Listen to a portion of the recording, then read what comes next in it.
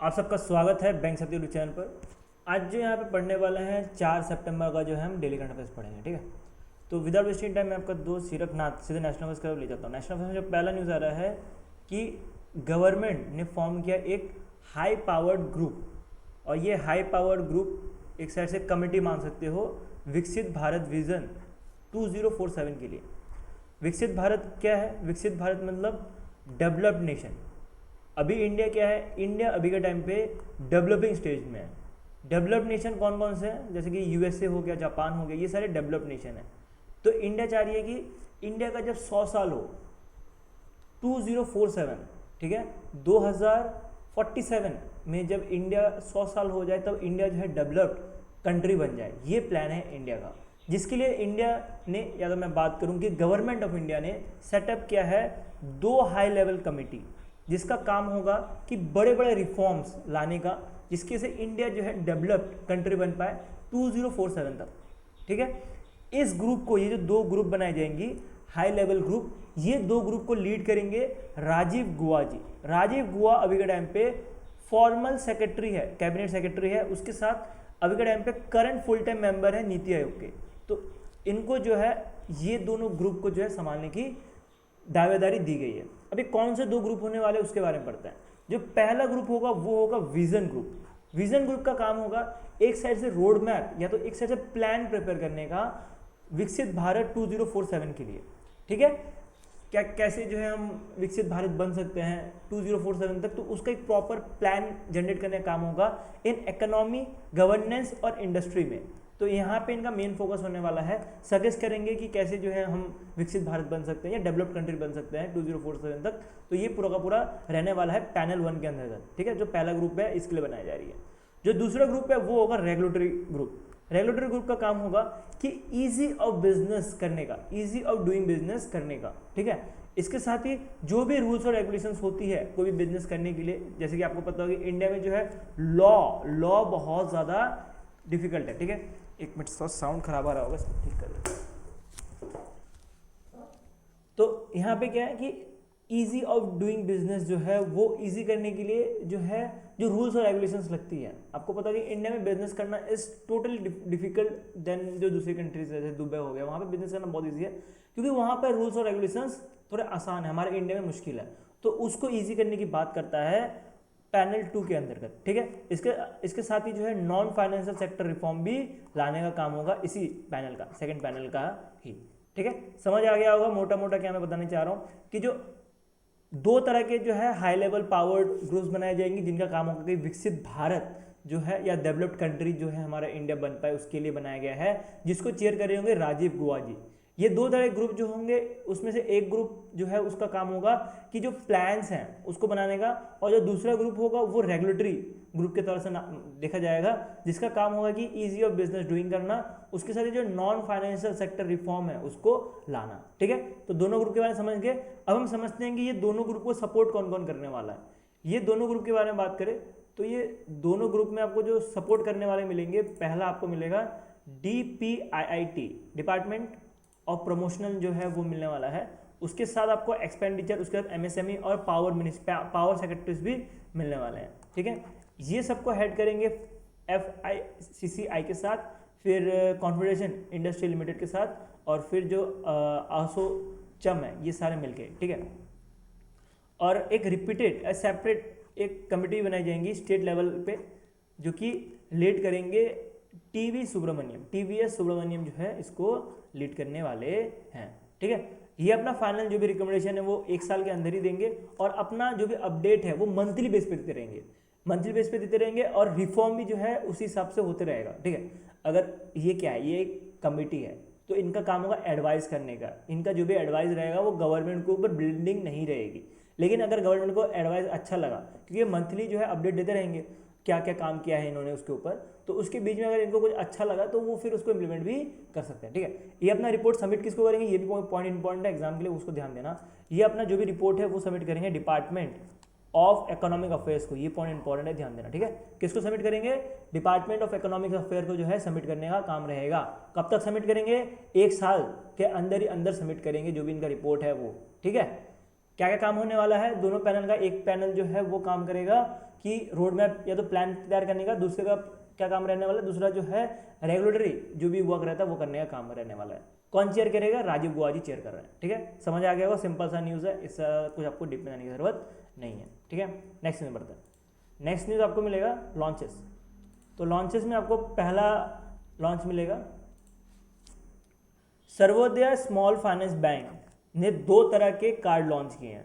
एक आपको मिलेगा सेलेक्ट, ये आपको दिख रहा होगा, ये सेलेक्ट कार्ड है, ठीक है। दूसरा आपको मिलेगा प्रीमियम क्रेडिट कार्ड। एक है सेलेक्ट क्रेडिट कार्ड, एक है प्रीमियम क्रेडिट कार्ड। किसके लिए लॉन्च किया जा रहा है? ये उनके लिए लॉन्च किया जा रहा है जिसके पास कोई भी इनकम प्रूफ नहीं है, ना ही उनके पास कोई क्रेडिट हिस्ट्री है, उनके लिए लॉन्च किया जा रहा है। कौन सी इसमें नेटवर्क यूज होने वाली है? वो आपको मिलेगा रुपे। इसमें याद देना, इसमें याद रखना कि वीजा और मास्टर कार्ड इसमें नहीं है। कौन है? रुपे है। और रुपे के बारे में आपको पता होगा कि रुपे में जो है यूपीआई एनेबल्ड रहता है। अब यूपीआई के थ्रू भी पेमेंट कर सकते हो अगर आपका क्रेडिट कार्ड जो है रुपे बेस्ड हो तो। ये एक तरह का स्पेसिफिक फीचर मिलता है रुपे में ही, बाकी मास्टर कार्ड और वीज़ा में नहीं मिलता, ठीक है। इसको अलग से मास्टर कार्ड वीज़ा अगर इंप्लीमेंट कर पाते हैं, मोस्टली जो है रुपे ही इसको इंप्लीमेंट करता है, ठीक है। कैसे मिलेगा? सबसे बड़ा क्वेश्चन यही है कि कैसे एक बिना इनकम प्रूफ वाले बंदे को जो है स्मॉल फाइनेंस बैंक, ये जो सर्वोदय स्मॉल फाइनेंस बैंक है, ये क्रेडिट कार्ड देगी। तो आपको पता होगा क्रेडिट कार्ड किसको मिलता है? जो सैलरीड पर्सन है उसको मिलता है, या बिजनेस जो दिखाता है उसको मिलता है। अगर आपके पास बिजनेस नहीं है, अगर आप हाउसवाइफ हो, अगर आप रिटायरी हो, अगर आप यंग प्रोफेशनल हो जो अभी टीन एज में है, ठीक है, जो जॉब नहीं कर रहे हैं, ये मान लेते हैं आपका एग्जाम्पल लेते हैं, आप एग्जाम की तैयारी कर रहे हो ना, तो आपके पास भी जॉब नहीं है, आप अनएम्प्लॉयमेंट हो, आप तैयारी कर रहे हो, आप तैयारी वाले फेज में हो, तो आपको क्रेडिट कार्ड कोई भी नहीं देगा, ठीक है, क्योंकि आपका सैलरी नहीं है। लेकिन इधर एक कैच रहता है, ये ऐसा नहीं है कि इन्होंने ही कुछ अलग से निकाला है, कि अगर आपने फिक्स डिपॉजिट कहीं पे किया हो तो उसके अगेंस्ट में आप क्रेडिट कार्ड ले सकते हो। बहुत सारे बैंक्स ऐसा फैसिलिटी देती है, स्पेशली प्राइवेट बैंक के बारे में बात करें तो आईसीआईसी और एचडीएफसी ऐसी फैसिलिटी देती है, ठीक है।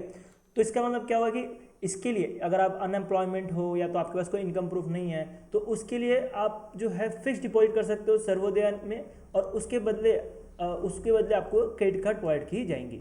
मैंने आपको ऑलरेडी बताया, ऐसा ही कुछ नया नहीं कर रही है, ऑलरेडी किया हुआ आ रहा है, बड़े बड़े बैंक्स ऑलरेडी करती हैं, आईसीआईसी बैंक, एचडीएफसी बैंक ये सब ऑलरेडी कर रही होती है, लेकिन इन्होंने ये चीज़ लॉन्च की है तो इसलिए हमें थोड़ा सा पढ़ने की जरूरत पड़ रही है, ठीक है। इसका रेट कोई नहीं पूछेगा, रेट इंपॉर्टेंट नहीं है, बस आपको पता होना चाहिए कि फिक्स डिपॉजिट के अंतर्गत ये दिया जा रहा है, ठीक है। क्या करेगा? Promote credit access to the underserved customers, उसके साथ क्रेडिट हिस्ट्री बिल्ड करेगा, डिजिटल पेमेंट, ये सारी चीज़ें करने वाली, ये भी कोई नहीं पूछता एग्जाम में, ठीक है। एग्जाम में जो इंपॉर्टेंट है मैंने आपको यहीं पे दे दिए, 2 तरह कार्ड लॉन्च किया गया है, रुपे बेस्ड नेटवर्क होने वाला है, और फिर क्या है, कस्टमर का जो एफडी है उसके बेस में जो है जितना एफडी करवाएगा उसके बेस में जो है उसको कार्ड मिलने वाला है, क्रेडिट कार्ड मिलेगा, ठीक है। जो मान लेते हैं कि 10,000 रुपये का एफडी कराया है तो जो क्रेडिट कार्ड लिमिट है वो आपको 8,000 या 9,000 के आसपास मिलेगा, ठीक है। तो इस तरह से जो है क्रेडिट कार्ड मिलता है।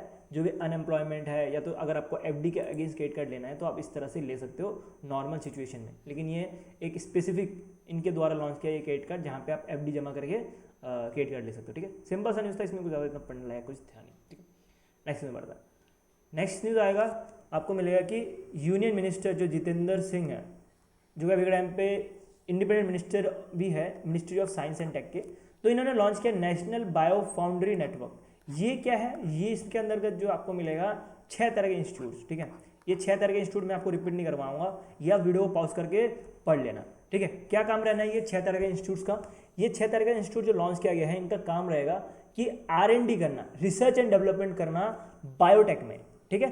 बायोटेक में जो है रिसर्च एंड डेवलपमेंट करना, जहाँ पे इकोनॉमी को ग्रोथ मिले, इन्वायरमेंट को देखा जाए और इवन जॉब एम्प्लॉयमेंट भी दी जाए, ठीक है। तो जो 6 इंस्टीट्यूट्स बनाए हैं इनका काम क्या रहेगा कि R&D को बूस्ट करना बायोटेक्नोलॉजी में, ठीक है, जहाँ पे बायोटेक्नोलॉजी में जो है R&D को बूस्ट करना है। और ये कब किया गया था?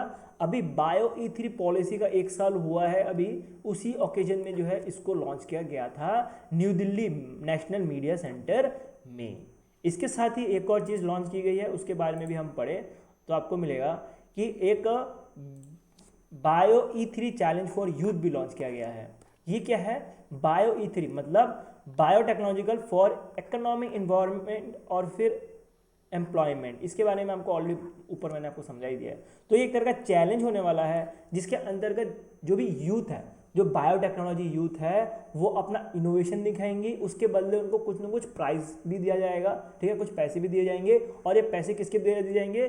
BIRCA के द्वारा दिए जाएंगे। इसके बारे में थोड़ा कुछ डिटेल में पढ़ते हैं।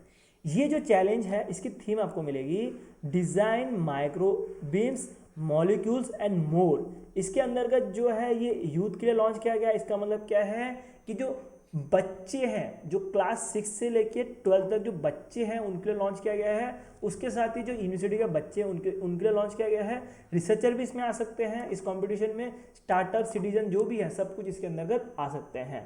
मोस्टली फोकस इनका स्टूडेंट के ऊपर रहने वाला है, एक तो स्कूल स्टूडेंट और दूसरा कॉलेज स्टूडेंट, ठीक है। मैंने बताया प्राइज मनी मिलने वाला है। कितना प्राइज मनी मिलेगा? जो टॉप 10 विनर्स रहेंगे उनको 1 लाख रुपए मिलेगा, प्लस मेंटरशिप भी दी जाएंगी, ठीक है। जो भी टॉप 10 जो विनर रहेंगे उनको 1 लाख रुपए और मेंटरशिप, और जो टॉप 100 आइडियाज रहेंगे। अब देखो यार, ऐसा नहीं है कि छोटे बच्चे हैं, ठीक है, छोटे बच्चे के पास आइडिया हो सकता है लेकिन उसको इम्प्लीमेंटेशन नहीं हो सकता, ठीक है। आपके पास भी बचपन में बहुत सारे आइडियाज़ आएंगे, मेरे पास अभी भी मेरे पास बहुत सारे आइडियाज़ हैं, बस को इम्प्लीमेंट करने का टाइम और इम्प्लीमेंट करके जो अगर सक्सेसफुल होगा कि नहीं उसके बारे में किसी को कुछ नहीं पता, ठीक है। तो अगर बात करें कि बच्चों के पास अगर आइडिया हो, अगर वो आइडिया अच्छा लगा, तो उस केस में जो भी टॉप या बेस्ट आइडियाज रहेंगे उनको 25 लाख रुपए तक भी दिए जा सकते हैं biotechnological industry research assistant council के द्वारा, और उसको जो है डेवलपिंग सॉल्यूशन तक लेके आया जाएगा, ऐसा कुछ कह रहे हैं गवर्नमेंट का। कब कब होगा ये चैलेंज? ये challenge her first of every month, मतलब फर्स्ट वीक के आसपास जो है हर एक महीने में होगा, अक्टूबर 2025 से, ठीक है। तो ये पूरा का पूरा जो है इस चैलेंज के ऊपर डिटेल देकर रखा हुआ है, और ये इंपॉर्टेंट है एग्जाम के लिए, इसके बारे में थोड़ा सही से पढ़ लेना, ठीक है। नेक्स्ट चलते हैं, नेक्स्ट लॉन्चेस के ऊपर पढ़े। तो नेक्स्ट लॉन्चेस आपको मिलेगा कि राजनाथ सिंह जो भी में डिफेंस मिनिस्टर है, इन्होंने लॉन्च किया है, या तो मैं बात करूं कि इंडियन नेवी ने जो है कमिश्ड किया है INS उदयगिरी को, जो कि इसका नंबर देख सकते हो, ठीक है, ये भी इंपॉर्टेंट बन जाता है 12652, और फिर हिमगिरी को, ये दोनों के दोनों शिप को जो है इंडस किया गया है अंडर द प्रोजेक्ट 17A। इसके बारे में मैंने को ऑलरेडी बताया था कि 17A के अंतर्गत कौन कौन सी शिप्स आती हैं। आप मेरे को इसका कमेंट सेक्शन में लिख के बताना, ठीक है। कभी कभी एग्जाम में ना आपको यही पूछ लिया जाता है कि प्रोजेक्ट 17A या प्रोजेक्ट 17 के ऊपर पिछली बार पूछा गया था कि कौन कौन से शिप्स इसके अंतर्गत नहीं आते, दिए गए थे कुछ आते हैं, कौन से शिप नहीं आते ये पूछा गया था। तो इसलिए आपको 17A के बारे में पढ़ना पड़ेगा। तो 17A के अंदर कौन कौन से शिप्स आते हैं ये आपको बताना है कमेंट सेक्शन में। इसके बारे में मैंने ऑलरेडी प्रीवियस वीडियोस में बताया हुआ है, इवन PDF में बताया हुआ है, तो यहाँ पे रिपीट करके कोई मतलब नहीं बनता। अब ये जो INS उदयगिरी है या हिमगिरी है, इसको जो है इंडस किया जाएगा कहाँ पे? ईस्टर्न नेवल कमांड विशाखापट्टनम में। आपको पता होगा कि नेवी है, एयरफोर्स है, आर्मी है, रेलवे है, सबका अलग अलग कमांड होता है, अलग अलग सेंटर्स होता है, ठीक है। तो इसमें जो आपको मिलेगा कि जो ईस्टर्न नेवल कमांड है विशाखापट्टनम में, वहाँ पे इसको इंडस किया गया है। ये जो आपको दिख रहा है INS उदयगिरी और हिमगिरी, ये दोनों को जो है एक ही टाइम पे कमिश्ड किया गया था, लेकिन एक ही टाइम में कहाँ कमिश्ड किया गया? ईस्टर्न नेवल कमांड में कमिश्ड किया गया है। लेकिन दोनों को जो बनाया गया है वो डिफरेंट PSU के द्वारा बनाया गया है, ठीक है, मतलब डिफरेंट बिल्डर के द्वारा बनाया गया है। जो INS उदयगिरी है वो मजगांव डॉक शिप बिल्डर के द्वारा बनाया गया है, जो गोवा बेस्ड है। और दूसरा जो आपको मिलेगा कि हिमगिरी, ये आपको मिलेगा कि garden research ship builder and engineering, जो कोलकाता बेस है, इनके द्वारा बनाया गया। बनाया तो दो अलग अलग ने, लेकिन कमिश्ड एक ही जगह पे हुआ है, वो आपको मिलेगा ईस्टर्न नेवल कमांड विशाखापट्टनम, ठीक है।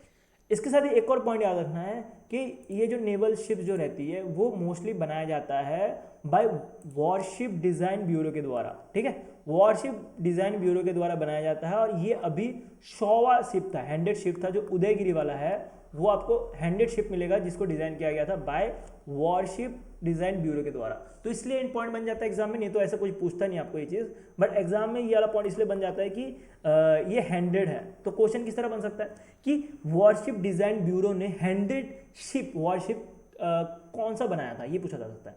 तो ये चीज़ आपको ध्यान देना है कि उदयगिरी को बनाया गया था, ठीक है। इसके साथ ही एक और पॉइंट ध्यान देना है कि ईस्टर्न फील्ड में जो है इससे पहले INS नीलगिरी को इंडस किया गया था अंडर द प्रोजेक्ट 17A, और अब जाके उदयगिरी और हिमगिरी को भी किया गया है, ठीक है। आप कमेंट सेक्शन में बताना कौन कौन से इसके अंतर्गत आते हैं, ठीक है। तो अब एक समझ लेते हैं, एक और चीज़ समझ लेते हैं कि ये दोनों शिप का काम क्या होने वाला है। ये दोनों शिप का काम होगा जो मदरशिप होती है। मदरशिप मतलब क्या, आपको पता होगा विक्रमादित्य के बारे में, ठीक है। एक बड़ा शिप होगा, ठीक है, जिसके आसपास जो है ये घूमते रहते हैं, ठीक है। इसको डिफेंस करने के लिए जो है ये घूमते रहते हैं ये सारे शिप। और यहाँ पे आपको जो है रनवे भी दिखता है, ठीक है, जहाँ पे फ्लाइट्स गिरते हैं, बहुत बड़ा रहता है, मदरशिप बहुत बड़ा रहता है। उसके आसपास प्रोटेक्ट करने के लिए ये सारे जो INS Himgiri, INS Nilgiri, INS फिर उदयगिरी, ये सारे घूमते रहते हैं, ठीक है। ये चीज़ समझ आ गई, ठीक है। छोटा सा न्यूज़ है, आपका एग्जाम में क्या क्या याद रखना है, बिल्डर्स के नाम याद रखना है, ठीक है, बहुत इंपॉर्टेंट है बिल्डर्स के नाम। उसके साथ आपको ये याद रखना है कि ये जो है हैंडेड शिप जो है वॉरशिप डिज़ाइन ब्यूरो के द्वारा बनाई जा रही है और कहाँ पे कमिट किया जा रहा है। इसका एक और पॉइंट है जो कि मैंने मिस कर दिया, उसको भी ध्यान देना। ये पहले भी जो हिमगिरी और जो उदयगिरी है, ये पहले भी शिप थी जो कि हमारे इंडियन नेवी में ही सर्व कर रही थी 1976 से लेकर 2007 तक, फिर इसको डिकमिश कर दिया गया था। उसके बाद जो हिमगिरी है वो 1974 से लेकर 2025 तक जो है सर्व कर रही थी, बाद में इसको डिकमिश कर दिया गया था। और इनका ही जो है वापस से नाम यूज़ किया गया है इनका शिप जो है वापस यूज़ नहीं किया गया है क्योंकि पुराने शिप्स हो गए थे। जो नए शिप बनाए गए हैं और उनका नाम जो है यही पुराने शिप के ऊपर रखा गया है जो कि ऑलरेडी डिकमिश्ड हो चुके हैं, ठीक है। नेक्स्ट चलता है, नेक्स्ट न्यूज़ बढ़ता है। नेक्स्ट न्यूज़ बैंकिंग अवेयरनेस, और ये सेबी की तरफ से न्यूज़ आ रहा है और ये बहुत ज़्यादा इंपॉर्टेंट है यार। देखा, इसको हम आराम से पढ़ेंगे, ठीक है, और थोड़ा धीरे धीरे इसको पढ़ने की कोशिश करेंगे, ठीक है, क्योंकि ये इंपॉर्टेंट न्यूज़ है। मैं आपको एक एक चीज़ जो है अच्छे से समझाऊंगा, ठीक है। तो इसमें क्या न्यूज़ आ रहा है उसको समझते हैं। सेबी ने रिवाइज कर दिया है framework for monitoring intra position in index option के लिए। तो ये एक नया फ्रेमवर्क लॉन्च किया गया है फॉर इंट्रा डे जो ट्रेड्स रहता है उसके लिए। ये जो नया रूल लाने वाला है ये 1 अक्टूबर 2025 से आएगा, और एक पेनल्टी का भी रूल लाया जो कि हम आगे पढ़ेंगे, वो आएगा 6 दिसंबर 2025 से, ठीक है। समझ आ गया होगा क्या है इंट्रा डे जो ट्रेड रहता है उसका जो है फ्रेमवर्क रिलीज किया गया है सेबी के द्वारा, ठीक है। अब हम एक एक करके चीज़ों को कवर करते हुए चलते हैं, ठीक है। पहली चीज़, इंडेक्स का मतलब क्या होता है। इंडेक्स का मतलब होता है एक ग्रुप ऑफ कंपनीज, जैसे कि निफ्टी 50 पता होगा, बैंक निफ्टी पता होगा, जिसमें एक ग्रुप ऑफ कंपनीज रहती है। उसका जो भी शेयर्स हैं वो लिस्टेड रहते हैं और उसके बेस पे जो है उनको जो है नापा जाता है, ठीक है। दूसरा आपको दिख रहा होगा ऑप्शन, इंडेक्स ऑप्शन। ऑप्शन का मतलब क्या होता है, एक तरह का कॉन्ट्रैक्ट टू बाय और sell the index at a future price. Future price में जो है उसको बेचा जाता है तो उसको बोला जाता है ऑप्शन, ठीक है। तो अभी के टाइम पे मान लेते हैं कोई एक शेयर है, ठीक है, उसका प्राइस 10 रुपये है, तो फ्यूचर में उसका प्राइस 12 रुपये हो सकता है या तो 8 रुपये हो सकता है। तो फ्यूचर में जब बेचा जाए, फ्यूचर प्राइस के हिसाब से बेचा जाए तो उसको जो है ऑप्शन बोला जाता है। तो इंडेक्स ऑप्शन समझ आ गया होगा। अब हम समझते हैं इंट्रा डे का मतलब क्या होता है। इंट्रा डे का मतलब होता है बाय और sell on the same day. आज आपने शेयर खरीदा, मान लेते सुबह के 8 बजे आपने शेयर खरीदा और रात के 8 बजे या रात के 12 बजे से पहले आपने शेयर को वापस बेच दिया। ये एक तरह से शॉर्ट टर्म इन्वेस्टमेंट रहता है। शॉर्ट टर्म क्या, वेरी शॉर्ट टर्म इन्वेस्टमेंट मान सकते हो, लेकिन यहाँ पे देखोगे तो बहुत ज़्यादा रिस्की रहता है। ये इन्वेस्टमेंट बहुत ज़्यादा रिस्की रहता है। अगर आपने ज़्यादा पैसा डाल दिया, मान लेते आपने 10,000 रुपये डाल दिया, तो आपका नुकसान होकर 5,000 6,000 रुपये हो सकता है जब आपका रात हो जाए तब तक, ठीक है। और वैसे अगर 10,000 रुपये डाल दिया तो 12,000 13,000 कुछ भी हो सकता है, लेकिन बहुत ज़्यादा रिस्की रहता है। इसकी वजह से सेबी ने सोचा कि इसके ऊपर कुछ रिस्ट्रिक्शन या तो कुछ ना कुछ फ्रेमवर्क लाना पड़ेगा, नहीं तो जो इन्वेस्टर है उनका पैसा नुकसान होते रहेगा। तो इसी वजह से जो बड़े बड़े ट्रेडर्स रहते हैं वो बहुत बड़े बड़े बेस्ट लगाते हैं ड्यूरिंग द डे, जिसकी वजह से मार्केट इनस्टेबिलिटी हो जाती है, ठीक है। मोस्टली यही कारण है कि बड़े बड़े ट्रेडर जो रहते हैं वो ज़्यादा बेस्ट लगाते हैं और इसके लिए मार्केटिंग इनस्टेबिलिटी हो जाती है और इन्वेस्टर को इसका भुगतान करना पड़ता है, ठीक है। इन्वेस्टर को जो है पैसा जो है नुकसान हो जाता है। तो इसलिए सेबी ने जो है इसके ऊपर कुछ रिस्क को कंट्रोल करने के लिए कुछ चीज़ें की गई है। पहली चीज़ कि पर एंटिटी कितना पैसा लगा सकते हो उसका जो लिमिट है वो राइज किया गया है, ठीक है। तो ये आपको मिलेगी 1500 करोड़ रुपये से बढ़ा के 5,000 करोड़ रुपये कर दिया गया है पर एंटिटी।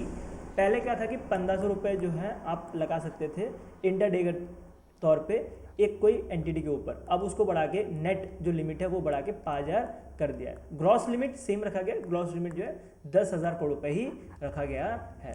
ये अप्लाइड है टू बोथ लॉन्ग और शॉर्ट के लिए। अभी लॉन्ग और शॉर्ट क्या है उसके बारे में समझते हैं, ठीक है। मैंने आपको यहीं पे प्रोवाइड करके रखा हुआ है। लॉन्ग का मतलब हो गया, एक मिनट मेरे को देना, लॉन्ग का मतलब हो गया कि बाय पोजीशन में हो, मतलब आप जब बाय कर रहे होंगे तो लॉन्ग पोजीशन बोला जाता है अगर बात करें सेबी के टर्म्स में या तो मनी मार्केट के टर्म्स में। और अगर बात करें अगर शॉर्ट की, तो शॉर्ट का मतलब होता है कि आप सेल कर रहे हो, ठीक है। सिंपली द शॉर्ट से एस याद रखना है और यहाँ से आपको सेल भी याद रखना है, ठीक है। ईजी है, इतना कुछ डिफिकल्ट है नहीं। ये जो भी रूल है ये एप्लीकेबल होगा इंडेक्स ऑप्शंस में ही, ना कि सिंगल कंपनी के शेयर में। ये चीज़ ध्यान देना। जैसे मैं आपको बताया इंडेक्स क्या है, अ ग्रुप ऑफ कंपनी, जिसमें 50 कंपनी हो सकती है, 100 कंपनीज हो सकती है, 500 कंपनीज हो सकती है, जिस तरह से भी रह सकती है। लेकिन एक सिंगल कंपनीज के लिए ये जो रूल्स है वो एप्लीकेबल नहीं है। इसके साथ ही आपको एक और चीज़ ध्यान देनी है कि सेबी जो है इसको चेक कैसे करेगा कि सही से काम कर रहे हैं कि नहीं, ये लिमिट पे है कि नहीं। तो इनके ऊपर चेक करने के लिए जो है 4 बार चेक होंगे डेली बेस पे, ठीक है। जो भी इंट्राडेट है सेबी कभी भी चेक कर सकता है सब कुछ सही चल रहा है कि नहीं, मार्केट इनस्टेबल तो नहीं हो गया है, तो ये सारा चेक करने का काम सेबी का रहेगा। 4 बार चेक करेगी। उसमें से सेबी ने एक टाइम बताया है जहाँ पे सेबी डेफिनेटली चेक करेगी, वो आपको मिलेगा 2:45 PM से लेकर 3:30 PM तक। तो 2:45 PM से लेकर 3:30 PM तक जो है सेबी कुछ भी हो जाए चेक करेगी। ये लास्ट मिनट रश आवर बोला जाता है इसको। इसमें ज़्यादा से ज़्यादा लोग जो है पैसे इन्वेस्ट करते हैं, ठीक है। और अगर ट्रेडर ने अगर रूल ब्रेक कर दिया तो उसके इसमें एक्सचेंज मतलब जो भी नेशनल स्टॉक एक्सचेंज है या BSE है, बॉम्बे स्टॉक एक्सचेंज है, इनको जो एक्सप्लेनेशन देना पड़ेगा कि क्यों जो है ट्रेडर ने रूल जो है ब्रेक किया है, अपना ज़्यादा पैसा लगा दिया, ये सारी चीज़ें जो है बताना पड़ेगा। इसके साथ ही सेबी को जो है रिपोर्ट भी करना पड़ सकता है। उसके बाद ऑन द एक्सपायरी डे में ट्रेडर में पेनल्टी और एक्स्ट्रा डिपॉजिट जो एक्सपायरी डे रहती है, जैसे कि आज इंट्रा डे है, इससे पहले जो डे चला गया है वहाँ पे अगर कुछ घपला किया गया हो तब भी ट्रेडर के ऊपर पेनल्टी लग सकती है, ऐसा कुछ कहना है सेबी का, ठीक है। क्या क्या कुछ एक्स्ट्रा नोट है यहाँ पे, क्या क्या कुछ चीज़ें की गई है, जैसे कि चेंजेस एंड क्लीनिंग कॉर्पोरेशन, जो भी क्लीनिंग कॉर्पोरेशन है उनको पब्लिश करना पड़ेगा joint standard SOP। Joint standard SOP मतलब क्या हुआ, इसका मतलब हो गया कि जो भी एक्सचेंज है, मतलब नेशनल स्टॉक एक्सचेंज या तो बम्बई स्टॉक एक्सचेंज मिलके क्लीनिंग कॉर्पोरेशन के साथ मिलके क्या करना पड़ेगा, एक joint rule set of rules जो है वो पब्लिश करने के लिए बोला गया विद इन 15 डेज, ठीक है। ये रूल लाया गया है उसके 15 दिन के बाद, मतलब 1 अक्टूबर के बाद 15 दिन मान लो, 15 अक्टूबर तक जो है सब कुछ करने के लिए बोला गया है। इसके साथ ही बोला गया है कि collateral backed exposure still allowed, collateral backed exposure अभी भी अलाउड है कैश और सिक्योरिटीज में, ठीक है। ये इंपॉर्टेंट न्यूज़ था, मैं होप करता हूँ आपको समझ आ गया होगा। मैं आपको एक बार गो थ्रू करना चाहूँगा इसमें, ठीक है। क्या क्या चीज़ें हैं, पहली चीज़ एक तरह का फ्रेमवर्क लॉन्च किया गया है जिसके अंतर्गत इंट्राडे ट्रेडिंग का जो है मॉनिटर करने का काम करेगा। इंट्राडे ट्रेडिंग का प्रॉब्लम क्या है कि जो बड़े बड़े ट्रेडर्स रहते हैं वो ज़्यादा पैसा लगा देते हैं, जिसकी वजह से मार्केट इंस्टेबिलिटी हो जाती है।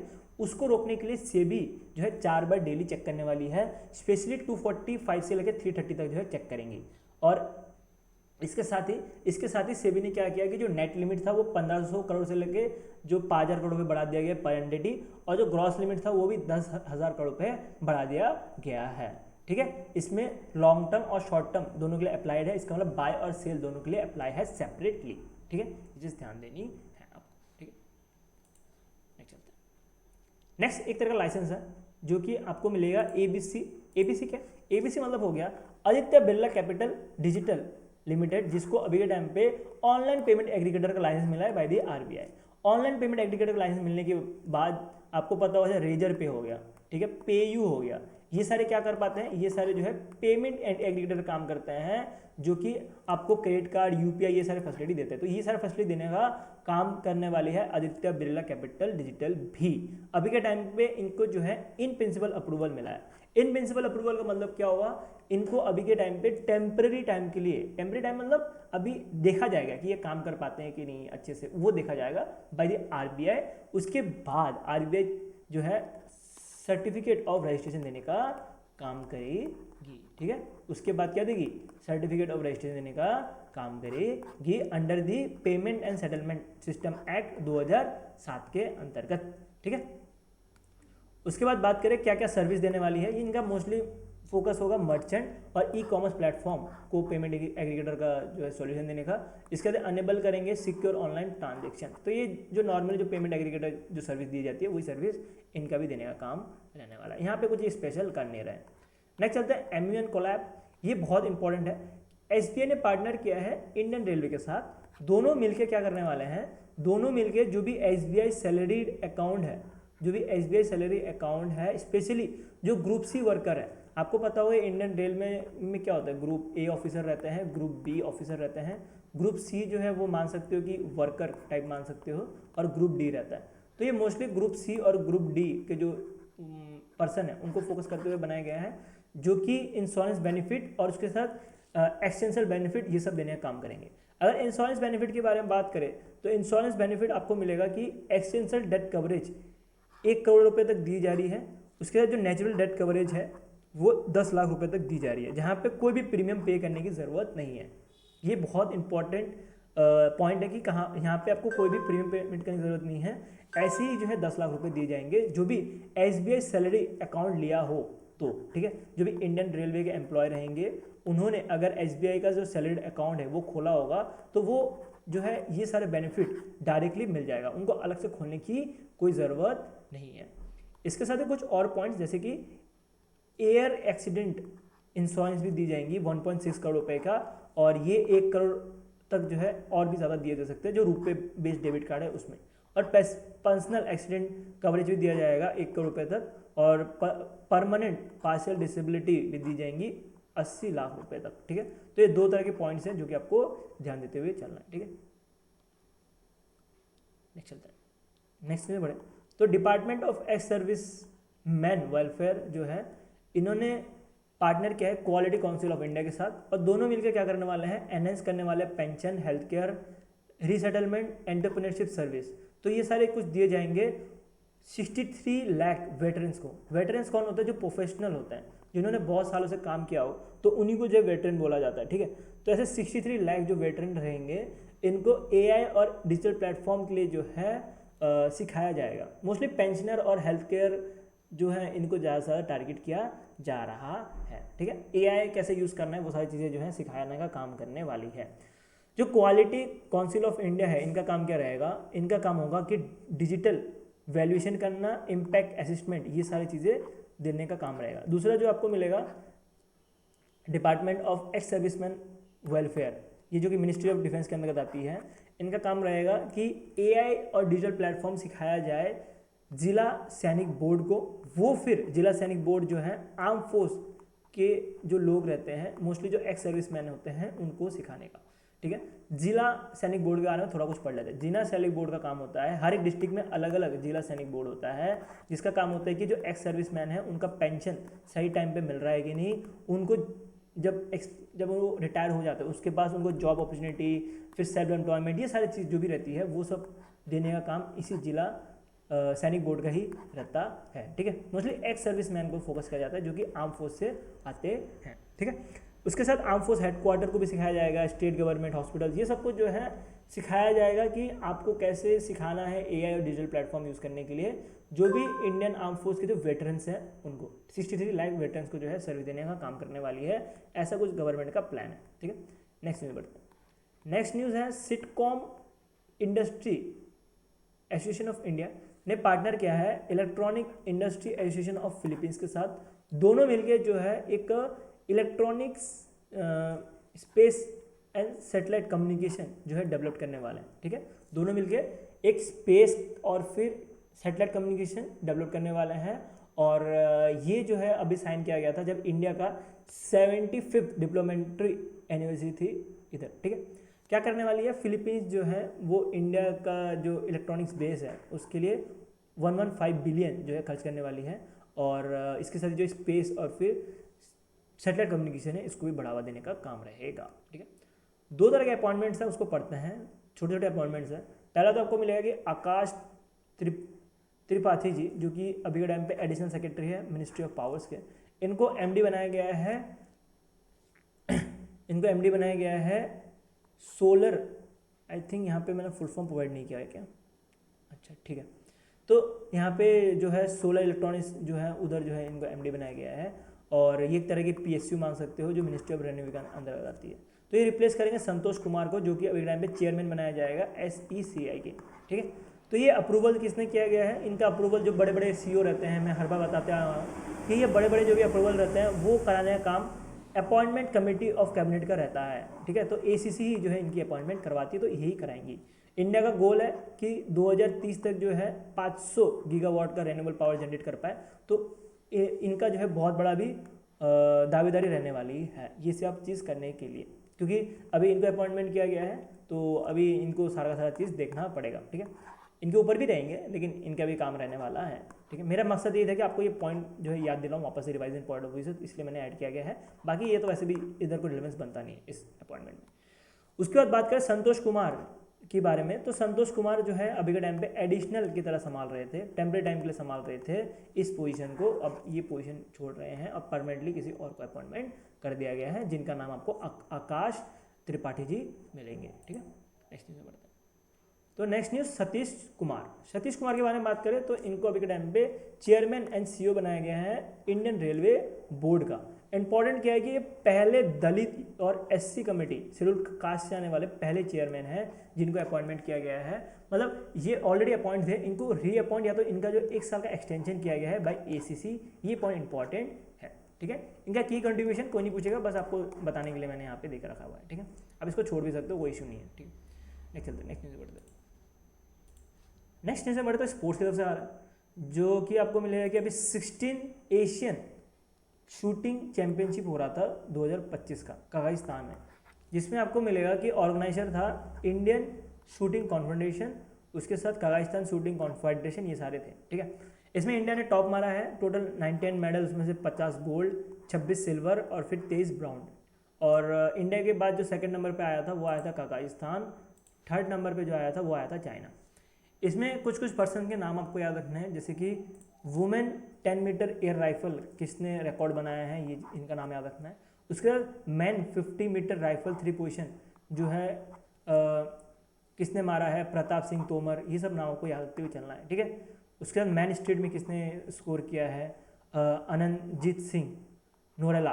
तो ये सारे जो पॉइंट्स है, ये सारे जो इनका नाम है, ये चीज़ याद रखना। इंपॉर्टेंट क्या है कि इंडिया जो है फर्स्ट आया है, कितने गोल्ड जीते, 50 गोल्ड जीते हैं, ये चीज़ इंपॉर्टेंट ज़्यादा है। ठीक है, बाकी सारे भी इंपॉर्टेंट है बट बाकी सारे इतने इंपॉर्टेंट नहीं है।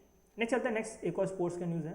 मैं यहाँ पे कुछ पढ़ा नहीं रहा हूँ क्योंकि या आप PDF के थ्रू पढ़ सकते हो या तो आप जो है वीडियो पॉज करके भी पढ़ सकते हो। यहाँ पे कुछ डिटेल में पढ़ाने वाली चीज़ है नहीं, तो यहाँ पे डिटेल में पढ़ाने का कोई मतलब बनता भी नहीं है। ठीक है, नेक्स्ट न्यूज़ में बढ़ते हैं। तो नेक्स्ट न्यूज़ आपको मिलेगा कि अभी साउथ एशियन फुटबॉल फेडरेशन का एक अंडर 17 वुमेन चैंपियनशिप गेम हो रहा था, जिसमें इंडिया जो है विनर बनी है, इंडिया की टीम जो है विनर बनी है। और ये जो खेला जाता है ये फुटबॉल कैटेगरी में खेला जाता है। ठीक है, फुटबॉल के लिए खेला जाता है, जिसमें इंडिया विनर बनी है। ये जो मैच हो रहा था ये भूटान में हो रहा था। ठीक है, और इसमें इंडिया विनर है और इंडिया ने जो है नेपाल को हराया था। यहाँ पे टोटल मिलेगा आपको 4 कंट्रीज जो खेलती है बस। ठीक है, ज़्यादा उम्मीद मत रखो, 4 कंट्रीज खेलती है इसके अंदर का जो साउथ एशियन फुटबॉल फेडरेशन है। तो ये 4 कंट्रीज का नाम याद रखना है क्योंकि 4 कंट्रीज से तो एग्जाम में पूछा जा सकता है। ठीक है, ज़्यादा होता तो नहीं पूछे जाते, लेकिन कम होता तो पूछा जाता है। कौन कौन सी कंट्रीज है इसमें, बांग्लादेश मिलेगी, नेपाल मिलेगी, भूटान मिलेगी और इंडिया मिलेगी, जो कि राउंड रॉबिन जो गेम है वो खिलाता है। मतलब हर एक टीम जो है 2-2 बार चांस मिलता है खेलने का, जैसे कि IPL में होता है वैसे ये फॉर्मेट मान सकते हो। इसमें कुछ स्टार प्लेयर हैं जिनके नाम आपको याद रखना है। मैं वापस से रिपीट कर रहा हूँ, यहाँ पे मैं रिपीट नहीं करूँगा, वापस से यहाँ पे इनके नाम रिपीट नहीं करूँगा। आप वीडियो को पॉज करके ये सारी चीज़ें पढ़ सकते हो या इवन PDF के थ्रू पढ़ सकते हो। PDF के बारे में बात करें तो PDF मिल जाएगा, link in the description, Telegram group में मिल जाएगा, इवन आपको www.mapmfs.com पे भी मिल जाएगा। ठीक है, और वीडियो के बारे में बात करें, वीडियो अच्छा तो लाइक कर देना, ऐसी कंटेंट देखते हो सेकंड चैनल। बाकी हम कल मिलते हैं एक नए वीडियो के साथ, अभी के लिए बाय, और लिंक आपको यहीं पे मिल जाएगा। ठीक है।